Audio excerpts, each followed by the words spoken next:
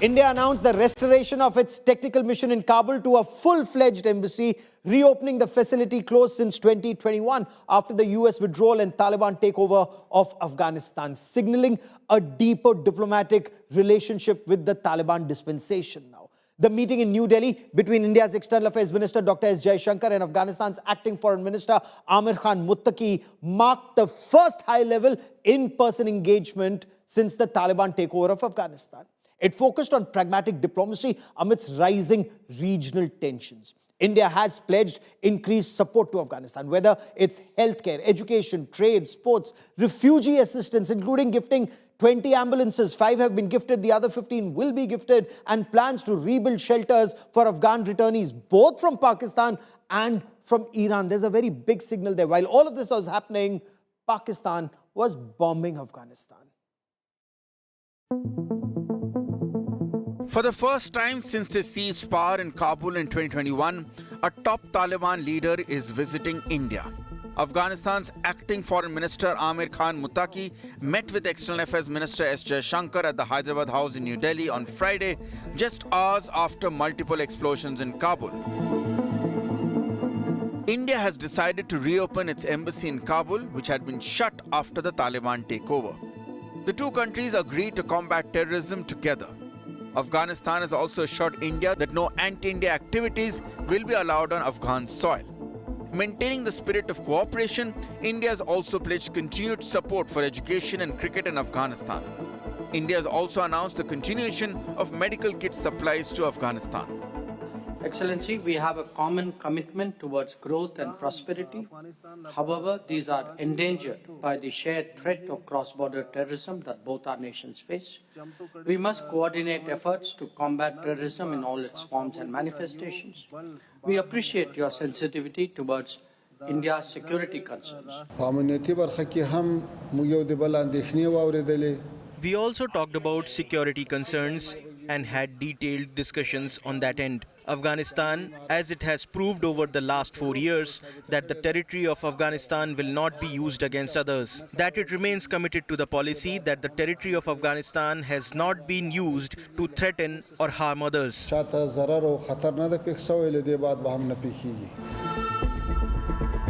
The diplomatic dilemma of not officially recognizing the Taliban government was tactfully handled by New Delhi.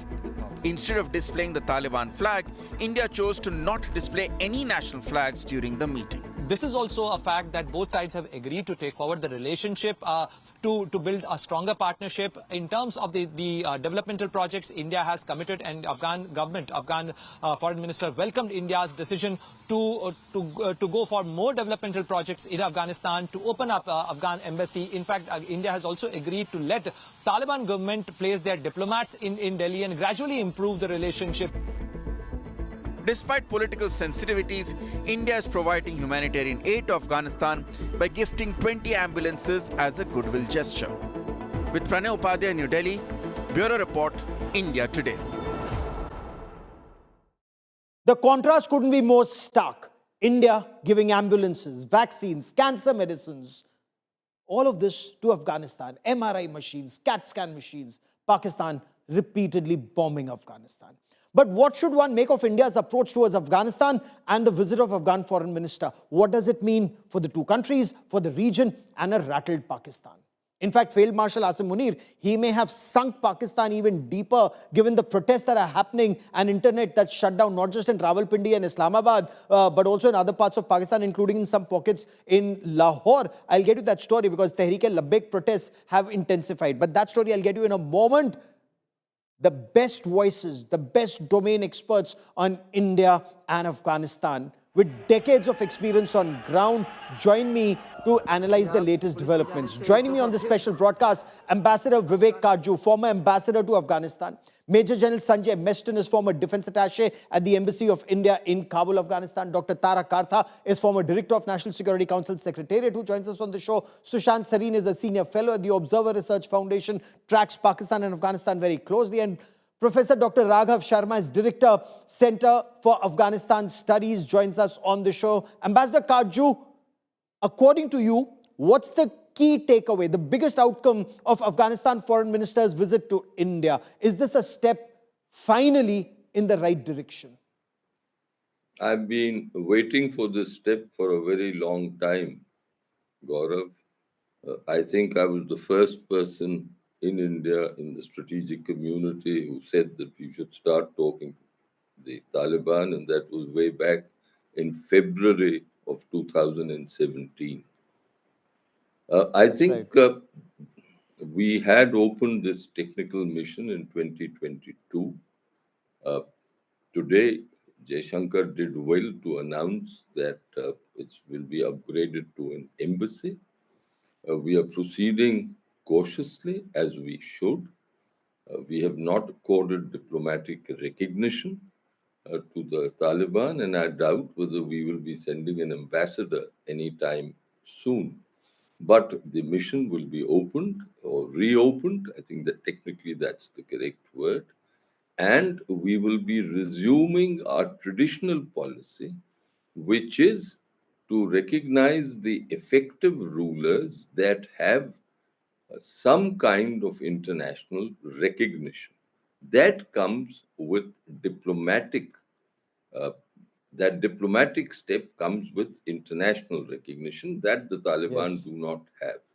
I do not think we should be party to any particular camp on Afghanistan, either the Russia or the China axis or the Western axis. We should have an independent policy. And our policy, I will sum up in these points. It has been traditional. One, we have assisted the people of Afghanistan, and I think the steps that Jaishankar announced today are in that direction. We Okay. did that all through the period of the Republic.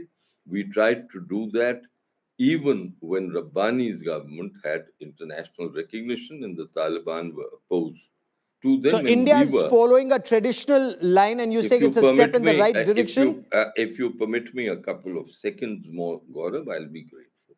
Second, we've said that look, it is for the Taliban to decide their uh, own future. It is not for us to advise them. We are there to help. And third, and most importantly, we've indicated that we will have a security relationship because both of us are suffering terrorism from a common source.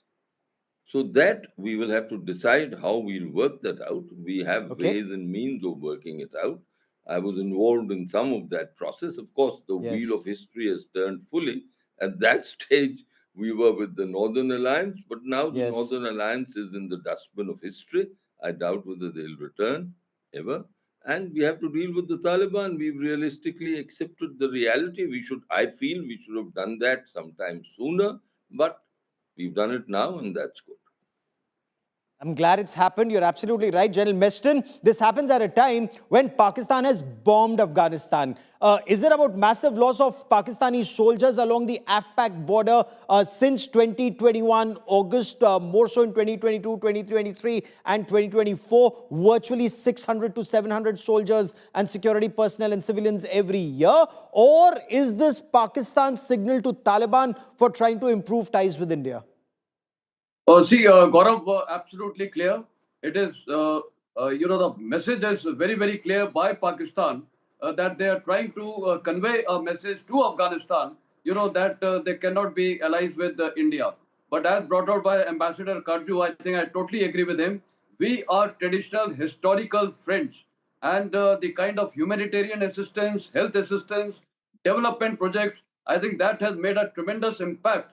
And Indians are the most loved country by the Afghans, and the most hated is Pakistan. And even today, I spoke to some of my friends there. They were telling that we will take revenge for this bombing. And I recollect in 2013 there was an incident of Costa incident where the Pakistanis had attacked one of the outposts of Afghanistan. Let me tell you, there was a massive attack by the Afghan army, and in that the whole Afghan nation was united, including Hazaras, Tajiks, and everyone.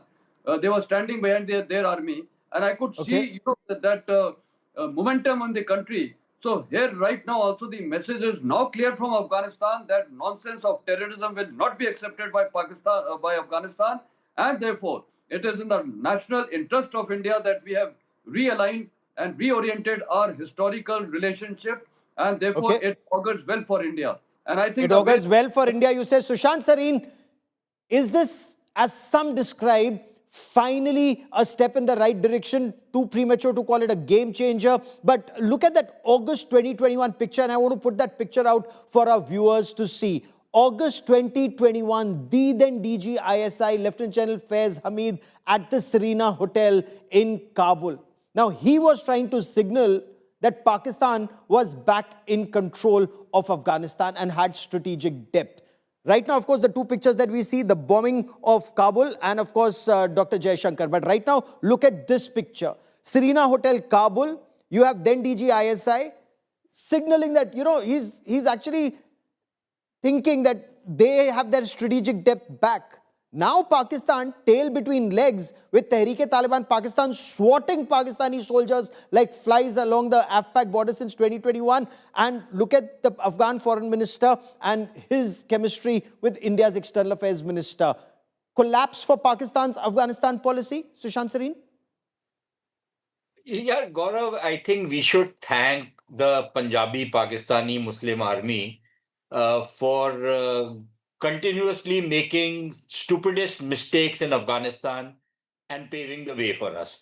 So I think kudos to all the Punjabi general officers, Muslim general officers of the Pakistan Army and their stupidity, which is our greatest strategic asset insofar as Afghanistan is concerned.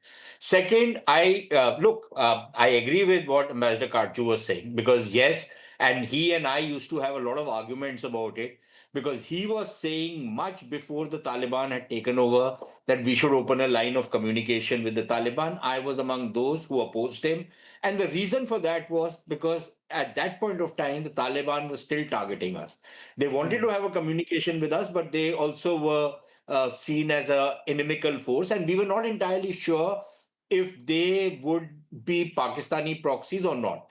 I think General Faiz and the ISI and the entire Pakistani military establishment ensured that they will not be Pakistani proxies. Secondly, I think what we have to understand is that we have, since 2001, when India's epitaph in Afghanistan was written, I think there is a massive, massive change which has now culminated in the visit of the Afghan foreign minister to India. And what we have done is that in a very systematic, graded manner, we have continuously upgraded our relationship with Afghanistan, in large part also because the Taliban government has been living up to its side of the bargain. They've not allowed the use of Afghan territory against India, which was one of our red lines. They have respected that. And we have moved forward by first opening up a technical mission, and now we will be reopening our embassy. Frankly, I don't see any problem even if we were to restore ambassadorial relationship. That Okay. again does not mean that we have recognized the Taliban regime in the strict sense of the word. But if China, Russia, Pakistan, some other countries have opened up proper Saudi Arabia, embassy, UAE, 13 I countries don't see almost, yeah. why India cannot do the same thing. Again, and one last point, which is, I think, very critical because that addresses the Indian public opinion, where, you know, a lot of people will take pot shots at the government that now you are supping with the Taliban. Look, the fact of the matter is engagement with the Taliban does not amount to endorsement of everything that the Taliban stand for. We do find some of their practices abhorrent, and yet we will not let that come in the way of our engagement with the Taliban. And I think that is a pragmatic approach. After all, we have interacted with other countries in the world whose practices we don't entirely agree with. In the Yes. old days, Saudi Arabia, Iran for that matter, there are many things in these countries where we did not agree with them, and yet we maintained a diplomatic relationship with them. Okay. So why not? Why not with the Taliban? So you Especially raised if a they're very not. pertinent point, and before I bring in Dr. Tara Kartha, permit me to bring in Ambassador Karju once again. Ambassador Karju, you advocated, engagement with the Taliban at a time when many of us were skeptical post IC 814, where they were seen as lackeys of Pakistan's ISI, where they were playing Pakistan ISI game. What made you think that we should remain engaged with them and be confident that they will not be stooges of Pakistan's ISI? Gaurav, the following points. One, by 2017, I had reached the conclusion, and let me share with you, I've been dealing with Afghanistan in a professional capacity for the last, since 1995. And I have followed Afghanistan after my retirement since 2011 too. So it's been in all 30 years.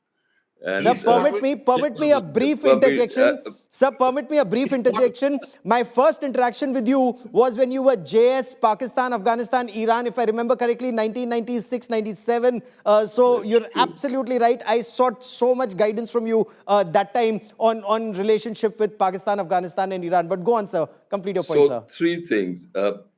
You know, and I hesitate to say this, the Northern Alliance people were my friends.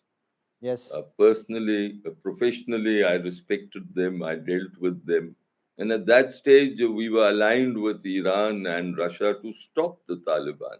As I said, the wheels of history always turn. But at all times, I was conscious of what the Taliban were signaling to us. And that was that please don't think that we are stooges of Pakistan. And anyone who understands the Afghan psyche, particularly the Pashtun psyche, knows that there are no stooges. There was a marriage of convenience. And I was worried not, and I'll share this with you, I was worried not for the long term, but I was worried that how would it pan out in the first couple of years between the Taliban and the Pakistanis. It was the interregnum that worried me. So I thought that the decision that we took in 2021 to withdraw the embassy was correct. Why? Not because of the Taliban would not protect, but because of the games that Pakistan at that stage in the unsettled conditions Yes. could play. That is what had worried me. So I said, this is good. But once I was Okay. clear that things are more or less settled, then it was a question of our interest and our return and the opening of the embassy. Of course, in that process, I lost a lot of my Northern Alliance friends who said, Vivek, what Yes. the hell are you doing? You were part of the group. If you permit me an Afghan word or a Dari word, they said, तुम तो हमारे हम संगर हो. तुम अब ये कह रहे हो. So I used to tell them I'm an Indian and my priority is India's interest first of all, but this is not about It's me. absolutely So India first. my Absolutely. reading was clear. My reading was that the that the republic cannot cohere for reasons Yes. that we can't go into here because there are a whole lot of reasons, and that the Taliban were coming, and that since Yes. they were signaling to us, don't take us as Afghan puppets, as Pakistani puppets, and I accepted that. So that Fair is enough. why I Let me started bring saying, in, open up with them. yes, let me bring in Dr. Tara Kartha now. Amir Khan Muttaqi indicates that India-Afghanistan ties have been improving for the past 4 years. So was Pakistan actually dreaming of regaining that strategic depth, and India has pulled the rug under Pakistan's feet? I mean, from healthcare to education to infrastructure, India gives life. Pakistan bombs Afghanistan, gives death. Is Afghanistan safe for India in your view, ma'am? I think it is. At first, I just want to back what Ambassador Kaju said, 100%, because they were the kind of life which many of these Afghan leaders had in Pakistan was terrible. So they didn't have actually any need to have any great love for Pakistan, and all of us knew that. So I completely back what Ambassador says. But in this case, like you said, I think India has done a very slow increase in our engagement with Afghanistan. I would again have liked it to go a little faster in terms of education, etc. Because there's a lot we are doing on the ground. We ask them, what do you like today? You are asking them, what do you want?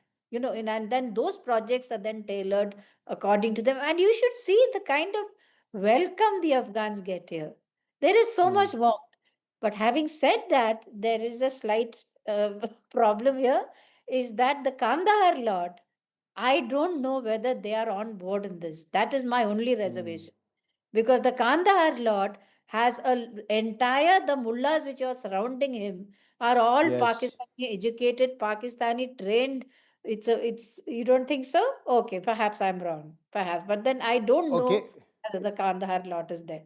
Okay, 30 seconds, Ambassador Kajju, before I bring in Dr. Raghav Sharma. Ambassador Kajju. Look, I think Raghav, I greatly admire Raghav's Afghan scholarship. But my own understanding is that Muttaqi could not have taken this step unless it was approved by the Okay. Amirul Momineen Hebatullah and Okay. Hebatullah's people, including Baradar and Mullah Hasan Akhund.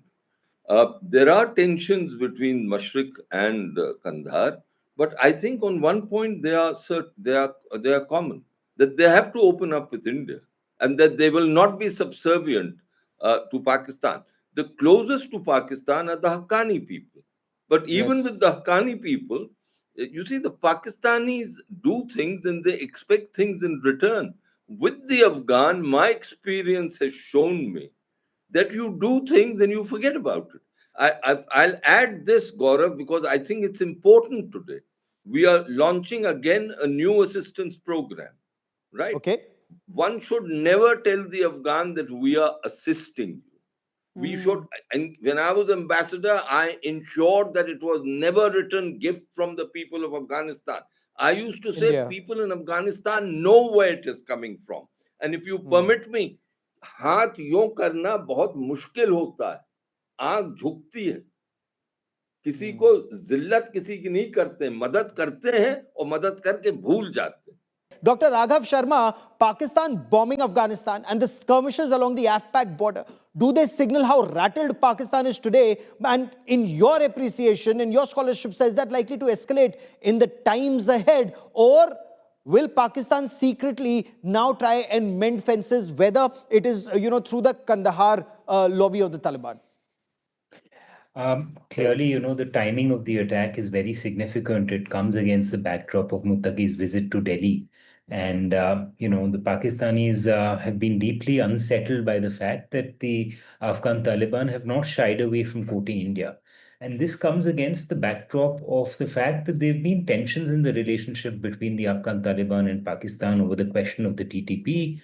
There's been a secular increase in violence. If you look at the statistics, last year alone, violence has gone up by 300% in Pakistan. So there's been a secular increase essentially in violence that the TTP has carried out. In fact, this is not surprising. The Pakistanis have experimented with the same policy for the last 30 to 40 years, but they expect different results. They backed the Mujahideen against Russia, hoping essentially to pull the Afghans away from India's influence. Essentially, what we see is that the Rabbani government warmed up to India once they were in power. We had something similar play out, this time around as well. In fact, even the last time around, the Taliban were in power in the 1990s. You had a whole bunch of groups mimicking the Taliban's agenda, acquiring reverse strategic depth in Pakistan. So this is not something new. This is not something that the Pakistanis are experiencing the first time. So it's a little perplexing that they keep sort of repeating the same mistake, but they expect different outcomes each time. In fact, the troubles only seem to be escalating. And give me a moment, because gentlemen, I want and Dr. Tarakartha, I want your reaction on this. That other big story that we are tracking on India today is Islamabad now becoming Containeristan, or a container city. Look at these images on your television screens. Look at these images. Internet shutdown in Islamabad, internet shutdown in Rawalpindi. Some of these images, tension also in Lahore as Tehreek-e-labeik protests escalate. This massive march in favor of Gaza has turned violent in various cities. It's happened in Islamabad, Lahore, Rawalpindi. Tehreek-e-labeik protesters. Watch this image very closely. So that's Saad Rizvi. Saad Rizvi is leading these protests against the Gaza genocide and Pakistan government's betrayal. That's the terminology being used by the Tehreek-e-labeik, and the protesters complained that police opened fire on protesters. Look at these images. Now they're saying that police opened fire on protesters in some instances at point-blank range. More than 200 Tehreek-e-labeik activists have been detained in 45 different locations. Now Pakistan is imposing Section 144 that bans the gathering of people. That's in place till tomorrow. Roads to Islamabad have been sealed. Containers have been put. There's a red zone that's been declared inside Islamabad. Heavy tear gas shells. Watch these images. It's happening in Islamabad, it's happening in Lahore. We are also told the highway, Punjab Khyber Pakhtunkhwa highway, has now been blocked. The US Embassy has warned citizens to avoid crowds due to heightened risk of violence. Schools and colleges and shops in Lahore were closed today. Full internet shutdown in Pakistan.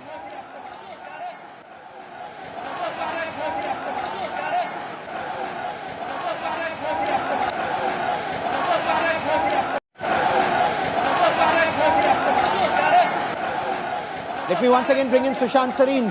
Field Marshal Asim Munir seems to have bitten more than he can chew. He may have enjoyed that free lunch with Donald Trump at the White House, but it's time for him to foot the bill. The Tehreek-e-labeik protests, Sushant, are they likely to escalate? These pro-Gaza, anti-Israel sentiment prevailing across Pakistan? I don't think they'll escalate too much at this point in time, but please remember that the Tehreek-e-labeik Pakistan is now the single largest religious political party in Pakistan. It outstrips old traditional parties like the Jamaat-e-Islami and the JUI.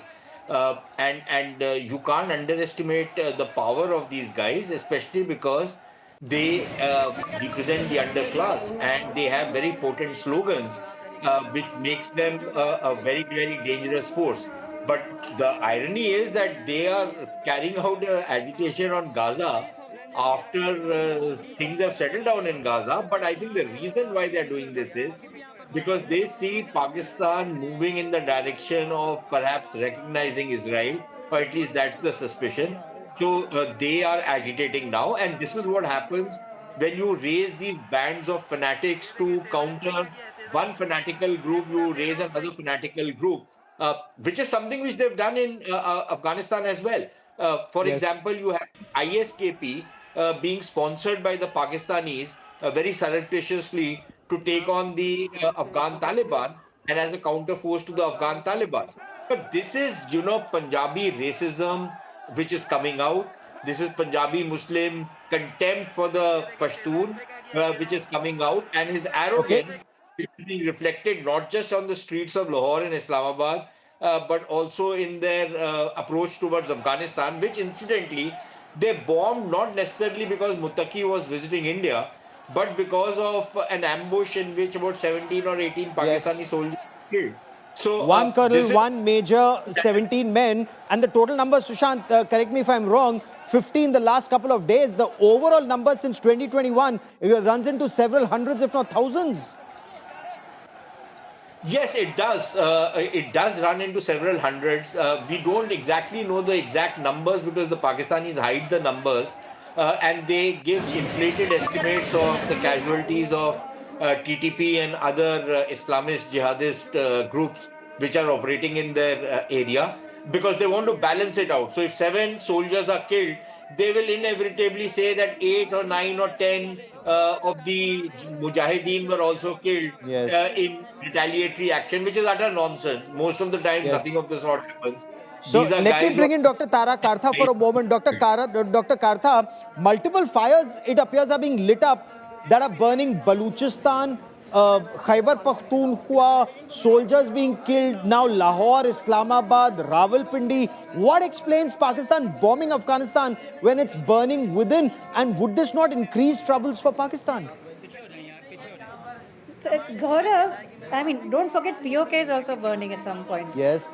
Gaurav, this TLP, I have the gravest suspicions of it because I can't get rid of that image of, money being paid out to these guys. You remember earlier? Yes, by Pakistani army generals paying money during that Faizabad interchange sit-in. Yes, absolutely.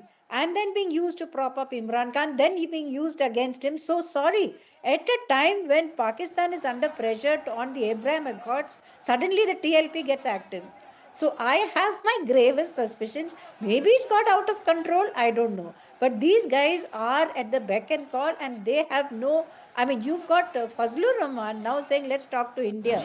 The other Yes. Islamic parties are now scared of the TLP. So things are changing fast.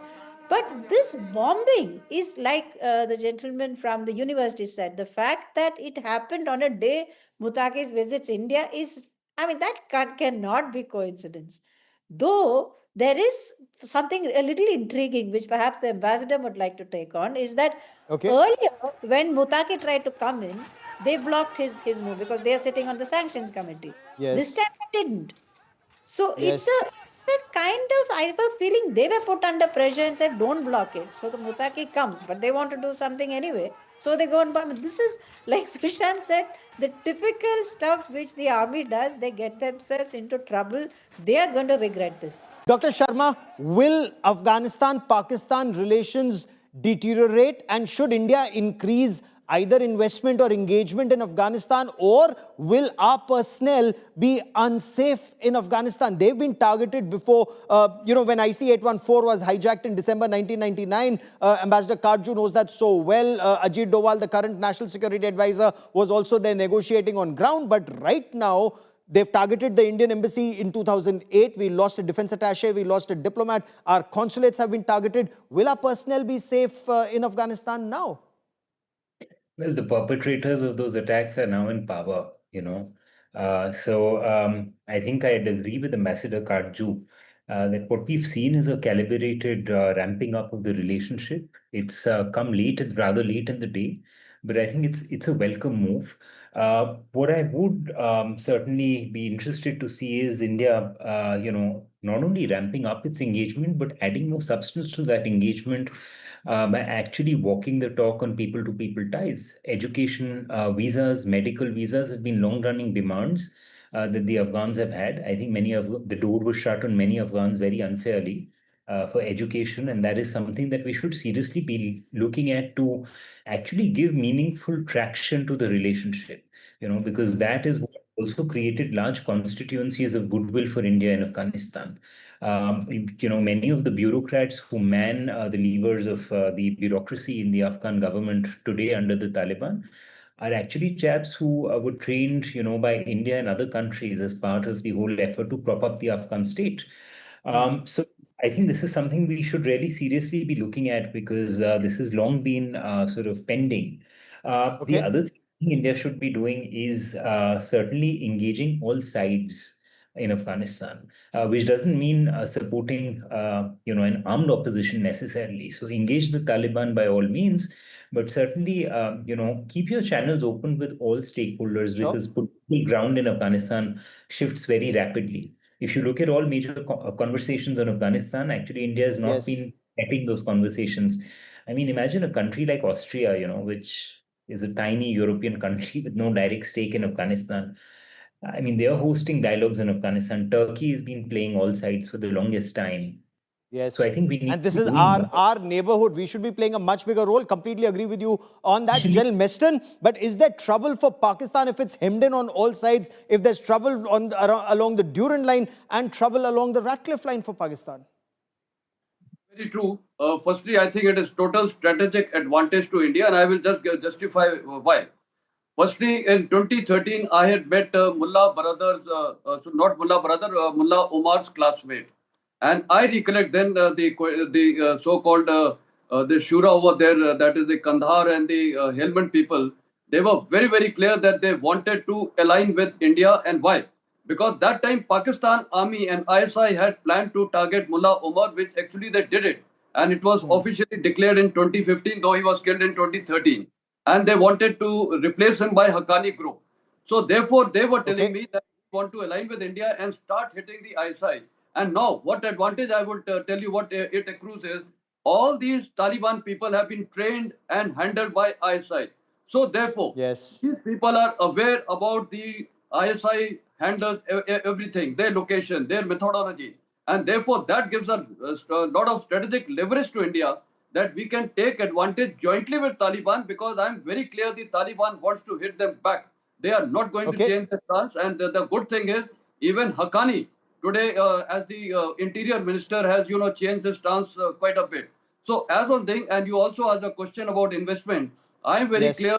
Afghanistan has got $4.1 trillion worth mineral reserves and large number of rare earth minerals. This is again a strategic advantage to India, and that is one of the reasons President Trump is looking for Bagram airfield also, so that he continues with all this mining. Chinese are doing a large network of mining in Badakhshan and many of the areas, including copper But and the. Ambassador Kaju, in case we were to increase our footprint in Afghanistan, wouldn't be targets once again? We've lost a number of people who are working on the Zaranj-Delaram highway. Pakistan would try its dirty tricks to ensure India doesn't do well in Afghanistan. I think there will be risks, but nations, for their interests, have to take risks. We will have to safeguard our people, and I think the Taliban would try to assist us.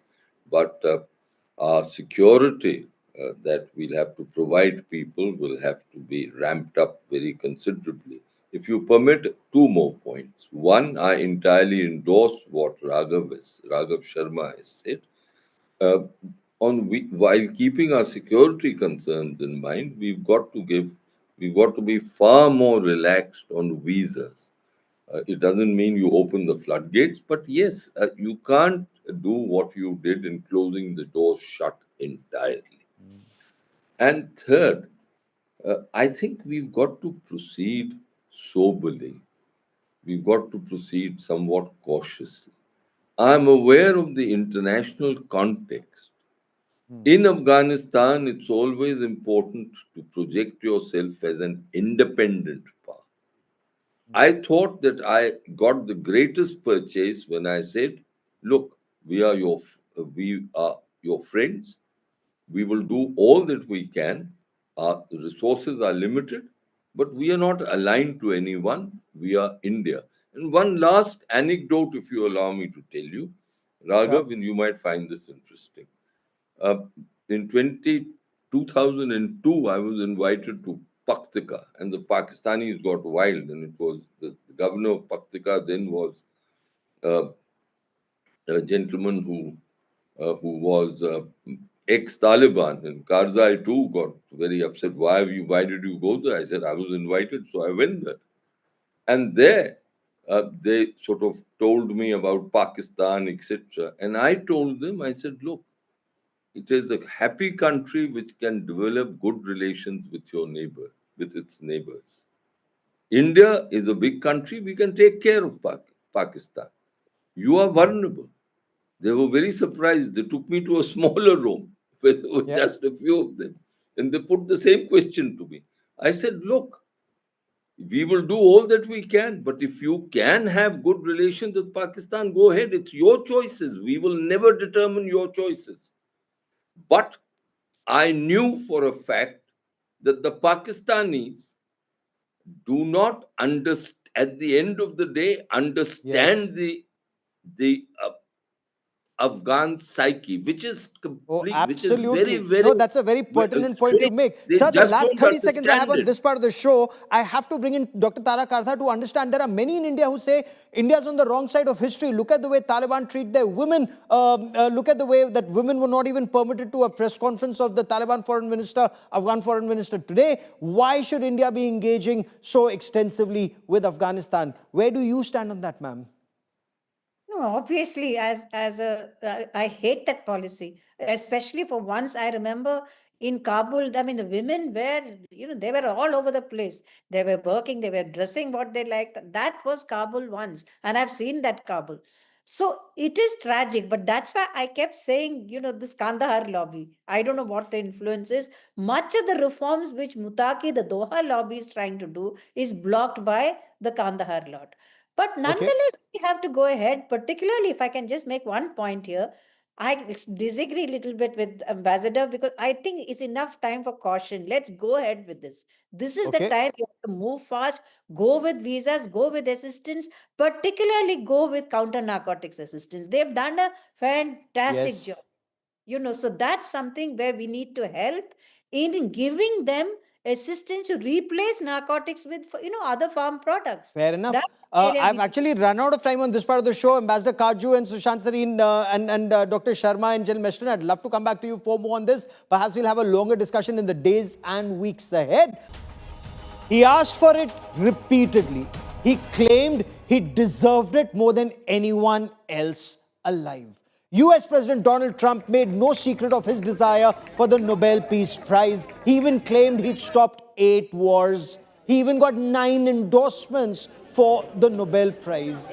He resorted to half-truths, in some instances, absolute lies, including when he claimed that he got the ceasefire between India and Pakistan, which is not true. And the Norwegian Nobel Committee didn't find him deserving enough, at least not for the Nobel Peace Prize this year. The prestigious Peace Prize this year went in a very different direction, to a woman who bravely waged an uphill battle for democracy in one of the world's most repressive regimes. Maria Corina Machado, the face of Venezuela's democratic opposition, has been awarded 2025 Nobel Peace Prize for her tireless war for democracy. So while Donald Trump didn't win, Machado's victory may still work in his favor, giving a fresh moral weight to his long-standing hardline posture against the regime in Venezuela.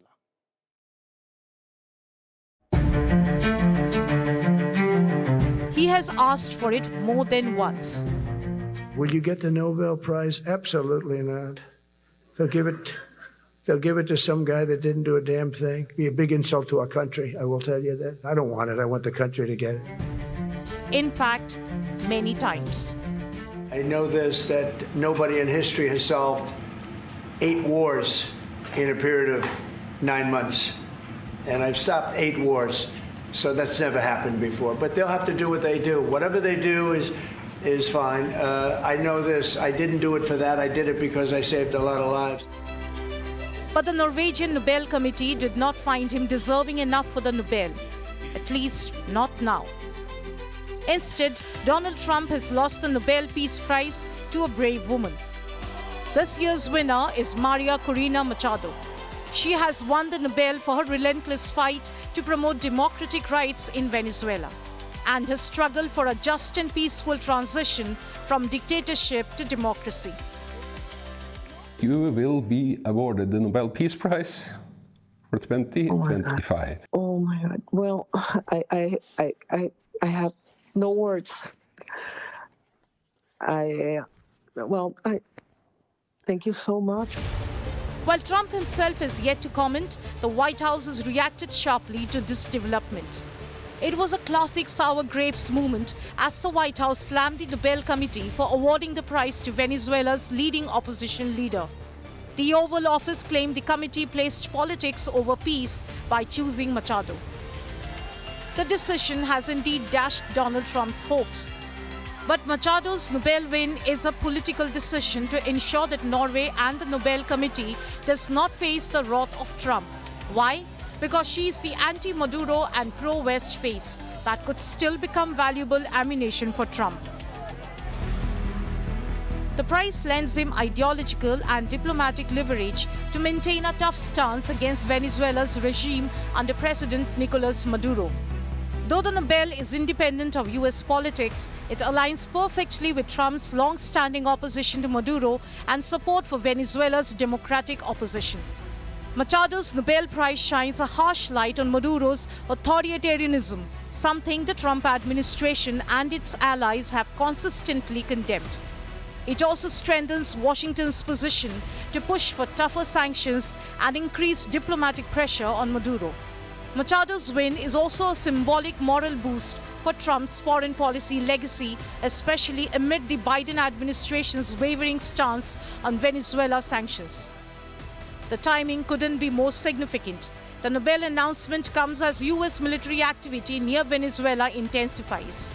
Trump has labeled Maduro's government and certain Venezuelan drug groups as terrorist entities, and Machado's award could lend legitimacy to more aggressive US actions. while Machado's Nobel strengthens the narrative that Maduro's rule is illegitimate and elevates Venezuela's democratic opposition on the global stage, it does not change the reality on the ground much. Maduro still commands institutional and military control, with continued backing from countries like China and Russia. As we await the likely fiery response from Trump, who has repeatedly claimed credit for halting wars worldwide and emerging as a global peacemaker, the world is celebrating Maria Corina Machado's win. With Astha Bharadwaj, Bureau Report, India Today. It's Karwa Chauth today, that time of the year when women celebrate this auspicious festival, observe a day-long fast for the long and healthy life and prosperity of their husbands. Women break their fast only after the sighting of the moon. In fact, the images that we are about to show you, several Bollywood celebrities were seen celebrating the festival of Karwa Chauth. We leave you with these visuals as we wish both partners a very long and healthy lives, both husbands and wives. Enjoy.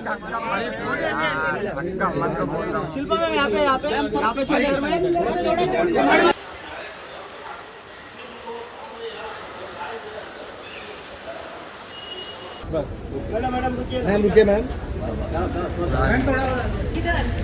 अरे बस हो गया इधर नहीं आते इधर देखिए